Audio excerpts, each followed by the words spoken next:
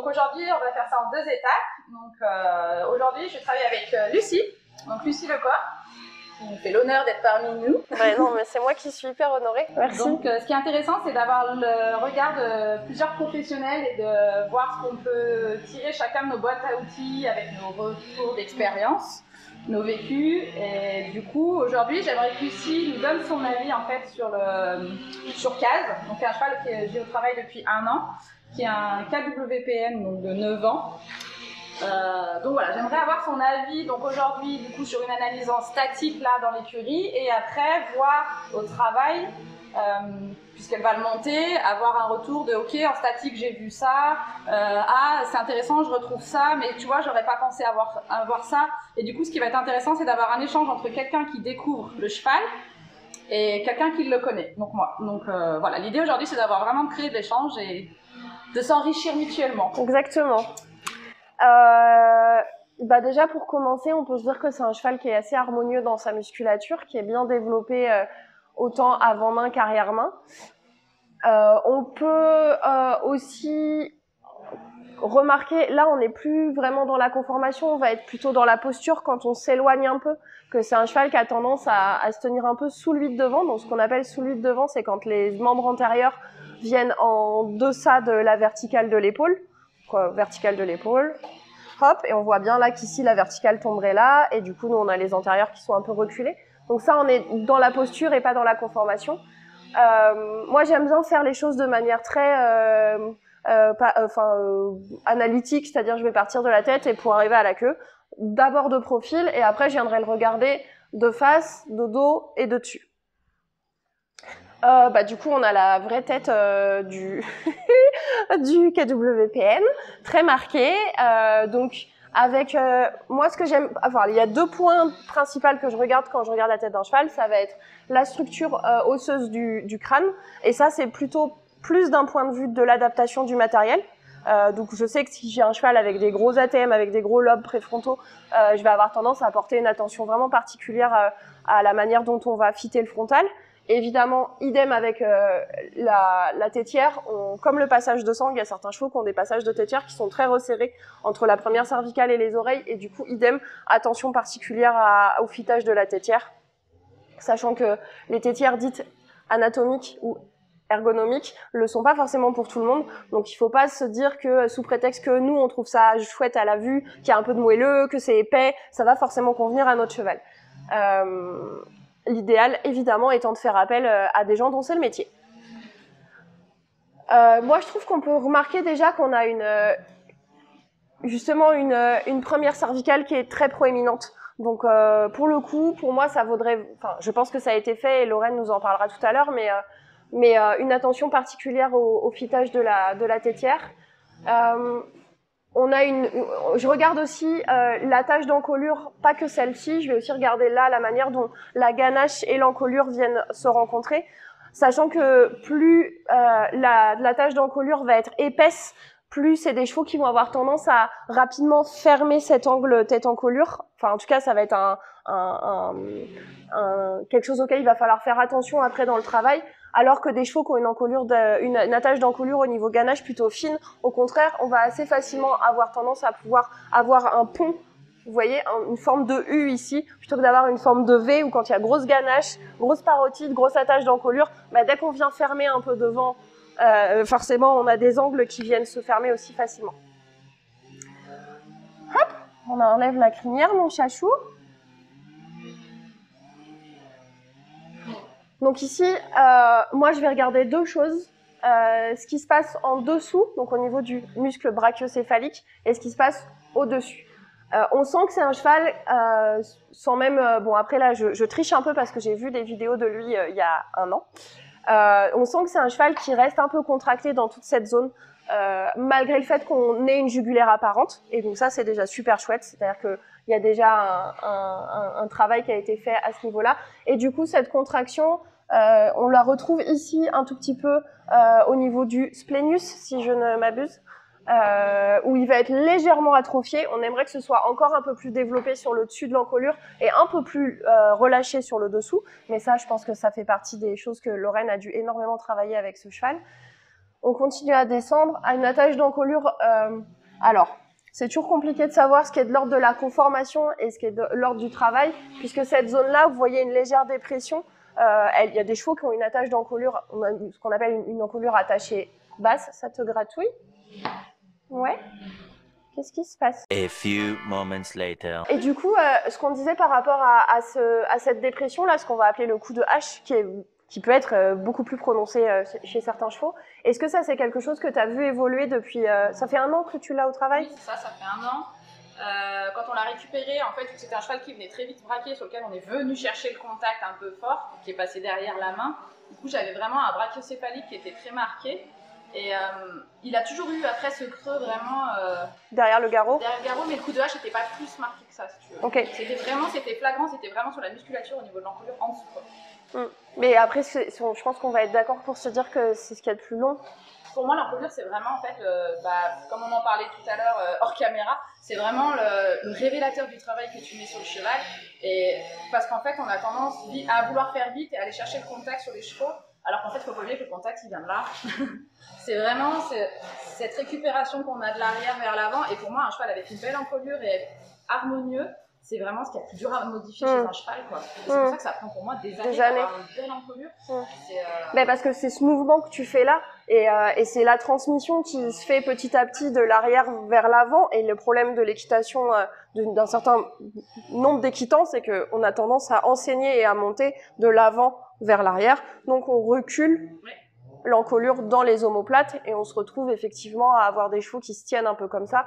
Là, on l'a plus du tout au niveau poitrail puisqu'on a un sternum qui est bien tonique.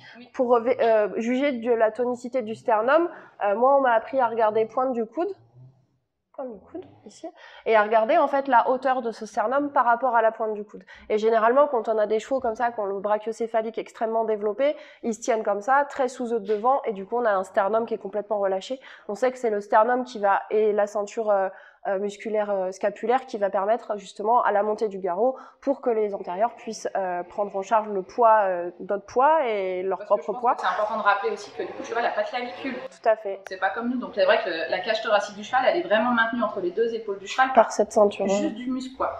Donc c'est pour ça que c'est vraiment... Et la montée du garrot, moi ça c'est un truc qui me rend dingue quand les gens me disent « Mon cheval a sorti son garrot ». Non. Alors oui, visuellement le garrot, ce qu'on appelle un garrot sorti, donc c'est un garrot qui émerge de entre les 2 omoplates, mais il sort pas par magie, c'est pas parce qu'on claque des doigts d'un seul coup, pif, 6 ans, mon cheval a sorti son garrot. Bah non, il a juste appris à gainer ce sternum et ses pectoraux et puis toutes les obliques après abdominaux, etc. Et ce qui va après lui permettre de... moi je trouve qu'on a quand même encore trop tendance à penser que c'est le dos qui porte. Et que du coup, ces muscles-là sont pas des muscles porteurs.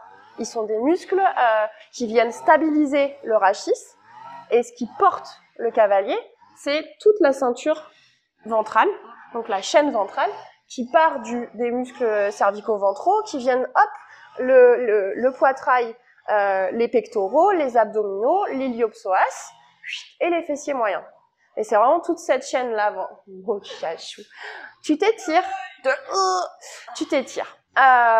Et donc voilà. Et ce qui permet de juger de la conformation, sachant que dans la conformation, on va mettre la manière dont le cheval est musclé, parce que c'est ce qu'on voit, sans avoir toutes ces connaissances théoriques, on va pas être capable de fondamentalement juger correctement de la conformation d'un cheval. Et quand je dis juger, je dis pas juger c'est bien ou c'est mal. C'est juger, c'est être dans le factuel et de dire ce cheval-là, il est fait comme ci, comme ci, comme ça. C'est ni bien ni mal, c'est comme ça. Par contre, ça va nous donner des indications, ne serait-ce qu'en statique, sur la manière dont on va pouvoir orienter notre travail.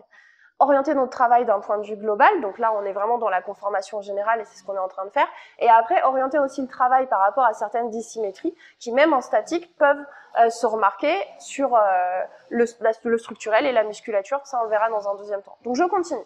Un poitrail bien tonique, avec des muscles pectoraux qui sont bien développés, un sternum relativement tonique aussi, une cage thoracique, pareil, où on n'a pas on a déjà une ligne de dos absolument magnifique, parce qu'on n'a aucune, non mais c'est vrai, déjà on n'a pas un dos, ce qu'on appelle un dos creux, un dos encellé, donc si on n'a pas de dos creux, ça veut dire qu'en dessous, même là il sort du pré, donc il est un peu, bon, il a pas bossé, donc on est un peu relâché, mais si on a un dos plat, c'est que derrière, en dessous, en tout cas, c'est capable de se gainer parce que sinon, la masse viscérale ferait en sorte que sans abdominaux, le ventre pend.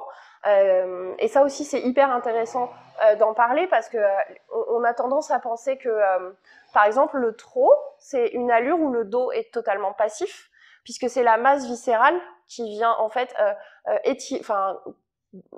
faire en sorte que le dos est obligé de monter parce que la masse viscérale pèse vers le bas. Et pareil, le dos est obligé de bloquer la montée de la masse viscérale, mais entre guillemets, le dos, il est entre guillemets passif.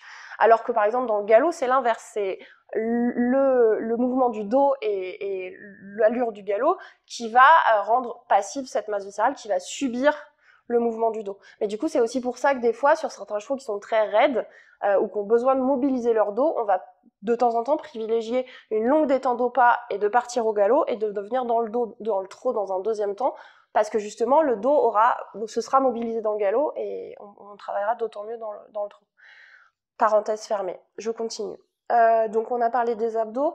L'arrière-main, moi je la trouve vraiment, vraiment chouette cette arrière-main. Pourquoi? Parce qu'elle est musclée sans être bodybuildée. Et on en parlait aussi tout à l'heure en off avec Lorraine, c'est qu'il y a énormément de chevaux de sport qui sont, dont les muscles sont gonflés que en contraction.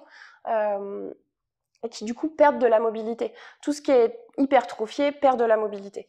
Alors que lui, je trouve qu'on a des muscles qui sont bien développés, mais on sent et on voit à l'œil et même après au niveau de la palpation, au toucher, on voit que c'est mou et que ça fait des petites voilà, et que ça on aime. Ça c'est trop bien, c'est trop agréable à regarder et c'est hyper visuellement on sent que c'est souple. Et si c'est souple ici, et d'ailleurs même dans mon examen de palpation que j'ai pas fait là devant la caméra mais que j'ai fait tout à l'heure, c'est pareil, c'est ce que je disais aussi, on sent qu'il y a une vraie souplesse sur toute la ligne du dos, il n'y a aucune réaction d'inconfort à la palpation, que ce soit en palpation vraiment très superficielle ou quand on vient commencer à mettre un peu plus la pulpe des doigts dans le muscle et dans le tissu, on voit voilà, qu'il y a vraiment un cheval qui est absolument pas en train de s'inquiéter, qui a vraiment aucune zone de douleur, que ce soit côté gauche ou côté droit, et ça fait partie des choses qui sont hyper agréables à constater chez un cheval qui fait du sport. On a un beau poil, on a une super note d'état. Bon là il se tient vraiment comme une saucisse. Non, quoique. Pareil, donc du coup, au niveau de la posture, bon là on peut pas vraiment juger, mais c'est plutôt un cheval qui a des bons aplombs, en tout cas qui a des postérieurs qui sont bien verticaux. J'aime bien aussi regarder la manière dont le jarret va se couder, donc pour juger ou pas d'un jarret très droit ou d'un jarret un peu fléchi. J'aime aussi regarder l'orientation. Ah oui, on n'a pas parlé de l'épaule. J'aime aussi regarder l'orientation du bassin et du sacrum. Nous, c'est vrai qu'en dressage, on a plutôt tendance à aimer les attaches de queue assez basses avec un sacrum. Donc le sacrum, c'est ce qui arrive après les lombaires, c'est cette partie-là. Le sacrum, c'est 5 vertèbres qui sont soudées. Et on aime plutôt, nous, avoir des sacrums relativement parallèles à l'angle du bassin, puisque naturellement, ça va être des chevaux qui vont avoir tendance à avoir plus de facilité à venir correctement articuler leur charnière lombo-sacrée, et donc à venir s'asseoir, s'engager et à pouvoir mettre à terme plus de poids sur l'arrière-main, ce qui est nous notre Graal. Enfin d'ailleurs même pour le sauter, c'est quand même plus facile de sauter avec un cheval en équilibre qu'avec un cheval sur l'avant-main. J'ai pas parlé de l'épaule, alors que c'est genre hyper important. Il y a deux choses que j'aimerais regarder sur une épaule, c'est déjà la longueur du braquet articulaire. Plus une épaule va être longue et orientée, plus cet angle articulaire va être ouvert, plus on va avoir tendance à pouvoir se dire que on aura des allures amples, puisqu'une plus grande liberté au niveau du mouvement de l'épaule. Encore une fois, tout ça se travaille, mais dans la conformation, si j'ai une épaule très fermée, un angle articulaire très fermé, je serais fort étonnée dans le dynamique d'avoir un cheval avec des allures très amples et une liberté d'épaule très grande. Au contraire, ici, je trouve qu'on est... Dans l'idéal, ce qu'on aime, c'est à peu près 45 degrés. Donc, pour mesurer cet angle, je tire un trait à la verticale en haut de la scapula, ici, et je viens regarder comment est-ce que cette épaule s'oriente par rapport à cette ligne verticale. Et deuxième chose que j'aime regarder, c'est la profondeur. Donc, la manière dont l'encolure vient s'attacher, se brancher à l'intérieur des deux épaules. Pareil, plus l'épaule va être ce qu'on appelle profonde, donc plus on va avoir une différence entre la scapula et l'encolure, et plus on aura des chevaux qui auront une facilité à venir faire tous les mouvements d'abduction, c'est-à-dire d'écarter le membre de la cage thoracique. Au contraire, plus on aura des encolures et des épaules, ce qu'on appelle des épaules serrées, et plus on aura de difficultés. Encore une fois, tout ça se travaille, on parle de la conformation. Naturellement, le cheval aura plus de mal à faire ces mouvements d'abduction et d'adduction. Donc rapprocher et éloigner les membres. Ici, c'est parfaitement normal. Peut-être ce qu'on peut se dire, quand on le regarde un peu plus de face, c'est qu'on a encore une cage thoracique et un bloc épaule un peu serré pour le coup. Ça manque encore d'ouverture, mais c'est en lien tout à fait avec ce qu'on a dit ici, c'est-à-dire que le garrot mériterait de pouvoir avancer, pas avancer, ni monter, c'est la cage thoracique s'ouvrir et venir vraiment tirer cette musculature, renforcer cette musculature ici, et ce qui à terme pourra ouvrir les épaules également. Et du coup, on a un cheval qui se tient aussi un peu serré au niveau des aplombs devant, sans être panard au niveau des dernières articulations. Qu'est-ce qu'on peut se dire? C'est pas mal. Il y a autre chose aussi qu'on a vu ensemble avant de filmer. Moi, j'aime regarder. Alors là, il est ferré des antérieurs. C'est vrai que c'est des choses qui se voient davantage chez des chevaux qui sont non ferrés. Mais ce que j'aime aussi regarder, c'est la réponse au toucher au niveau du coussin digital. Donc le coussin digital, vous allez regarder des photos de pieds sur Internet. C'est ce qui se situe au-dessus des glaumes et qui vient vraiment jouer ce rôle de pompe à l'intérieur du pied. Et du coup, c'est un tissu qui a tendance à mieux répondre sur le pied sur lequel le cheval va venir mettre plus d'appui, sachant qu'évidemment dans la nature il n'y a pas de règle et qu'on trouvera toujours des contre-exemples. Mais moi, ça fait partie des choses que j'aime tester. J'aime aussi regarder la manière dont les pieds sont construits, pied gauche, pied droit. Là, on voit assez nettement qu'on a deux structures de pied très différentes, avec un pied gauche qui va être un peu plus ce qu'on appelle migré, donc le talon un peu plus bas, avec déjà, comme ça, en ayant vu pas mal de chevaux en statique, moi, j'ai déjà une petite idée du coup sur... Là, on va rentrer dans la partie analyse de la dissymétrie et identification de la dissymétrie en statique. Mais voilà, moi j'ai déjà un peu cette idée que le pied là, on a l'impression qu'il vient mettre plus de poids, que voilà, les glaumes sont plus bas, etc. Alors que le pied droit reste un peu plus en hauteur, donc on aurait envie de dire un peu moins de poids sur cet antérieur droit, un peu plus de poids sur cet antérieur gauche. Il y a une autre manière de vérifier ça, c'est de venir se positionner face aux chevaux quand ils se tiennent un peu plus droit. Oui. Voilà, magnifique, merci. Et on va regarder la hauteur des deux pointes de l'épaule, éventuellement la différence de musculature entre le pectoral gauche et le pectoral droit. Ici, on a effectivement... la différence n'est pas franchement notable. Et évidemment, quand on a des grosses dissymétries au niveau structurel ici, en général, on les retrouve au niveau pâturon, notamment chez les chevaux high-low, où on va avoir vraiment des énormes différences de hauteur de pâturon, de hauteur de talon, où là, les pieds sont vraiment très, très, très différents. Bon, ici, c'est pas vraiment notable. Ce que j'aime aussi faire, c'est regarder l'harmonie musculaire de derrière. Ici, les deux hauteurs de hanche, la musculature fessier moyen, et les deux hauteurs des pointes de l'ilium, même si c'est ce cheval. Bon, je me mets vraiment derrière parce que ça fait 45 minutes que je suis autour de lui et qu'il a vu que j'étais là. Ne pas reproduire à la maison quand vous arrivez voir un cheval. Là, il se tient comme ça. Il tient comment devant? Ok, moi j'aurais l'impression qu'on a une hanche gauche plus basse que la hanche droite. Ok. Je vais chercher un truc pour monter dessus. Je vais rechercher mon plot. J'espère que je vais pas me casser la figure.